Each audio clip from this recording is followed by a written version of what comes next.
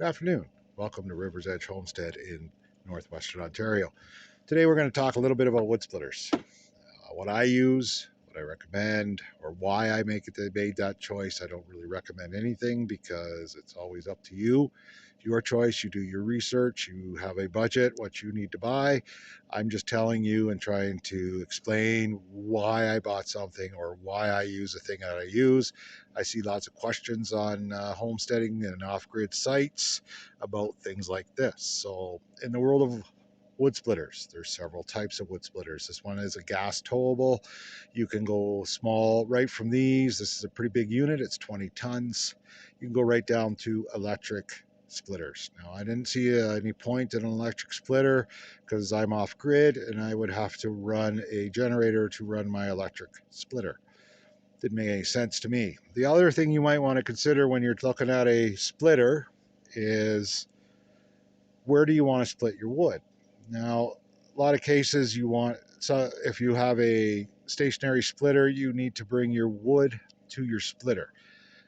If you've ever split wood, you'll find out it makes a horrendous mess, and you need to clean up, or if you're clean up the bark, the chips, and everything else from the splitting of the day. Now, I'm a big fan of splitting in the bush. If I fell a tree, or there's a tree felled already that I'm going to delimb and I'm going to cut up for firewood, I'd rather just do it in the bush. I leave everything in the bush that's left over. It rots, composts over the years, sometimes many years, but it will eventually become the forest floor. Also adds habitat for other animals, birds, rodents, whatever needs to go underneath the bush pile. So I'm a big fan of these wheeled type gas powered splitters, mostly because I can take this splitter, it comes with a hitch, and I can put it on the back of my quad and I can go pull it in the bush. So typically what I do is I grab my quad, I put the chainsaw on it, on the racks, I hook the splitter up, and I pull it into the bush. I come back and I get the trailer that I'm going to use to pull the split wood out of the bush, run it back and forth. I leave the splitter where I am.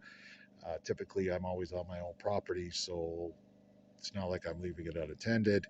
And then I come back and just keep running back and forth as I get my firewood. Again, I use the word quad. Anything with a ball on the back that can get into the forest is pretty much able to pull this splitter around. If you bring wood in by the truckload, again, you may not need to have something as elaborate, although you may wish to, because there's very few things this wood splitter does not split. I haven't ran across one yet. So in the world of splitters, bigger is better. However, in the world of splitters, bigger is more costly. So it's one of those things where you got to weigh how much you want to spend versus how much it's going to save you in energy, or how much you're going to need in terms of size. So this splitter here, my daughter owns a homestead also. It goes between two homesteads, so it has more than earned its keep. And we've had it now for 4 or 5 years, and it splits a lot of wood. So basically, this is a Champion Power equipment. I get it at Canadian Tires where I bought this. Watch for them to come on sale. Never pay full price at Canadian Tire. Always watch for things to come on sale.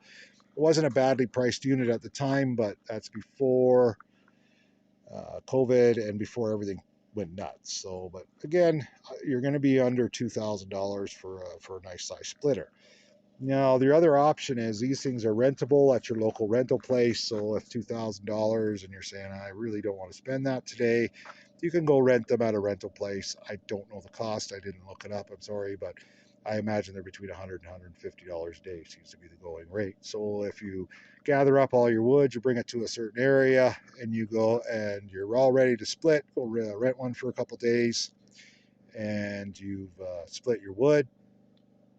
Having said that, count how many days it took you to split your wood, times the cost of the rental, divide that by how much you want to pay for a splitter, and that'll tell you your payback. Payback's pretty quick on these things. Anyway, so the splitter itself comes with a little Champion motor. 196cc is written on there. They don't rate things by horsepower anymore. Back in the old days, when I was young, or they used to be horsepower rated.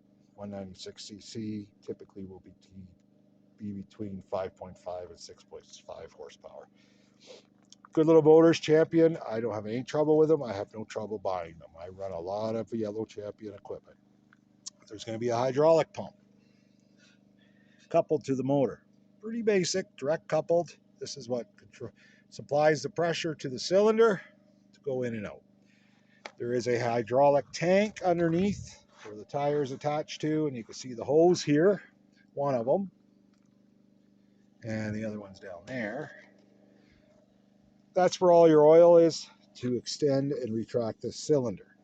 Now, they will tell you what oil to put in terms of, I work with a hydraulics guy, and the first thing when I was talking about splitters, he says run ATF, automatic transmission oil, in your splitter.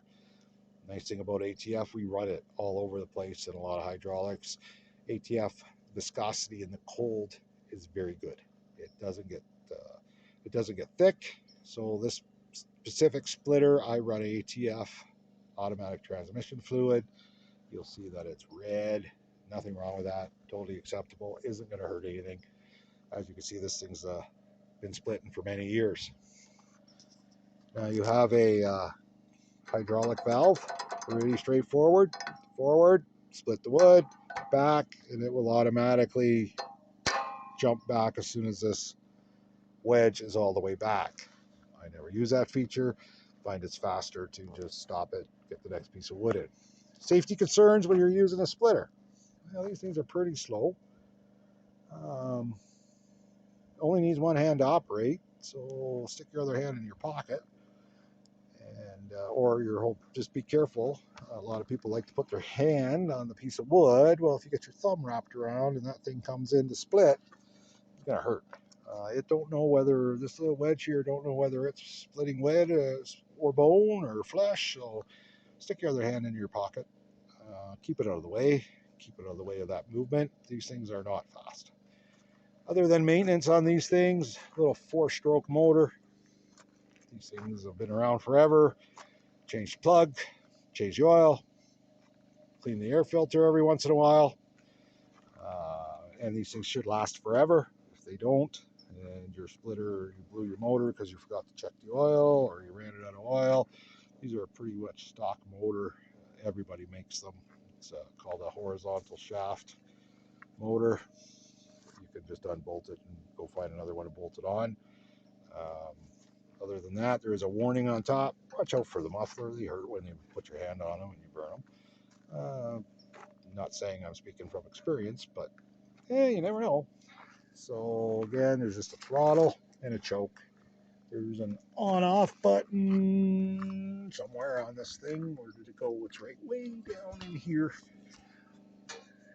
Yeah, hopefully you can see it. I often forget that stupid thing. It's rather embarrassing when you're pulling and can't figure out why the stupid thing won't start because you forgot to turn the on button on. Anyway, this is River's Edge Homestead in northwestern Ontario, and I wish you a good afternoon.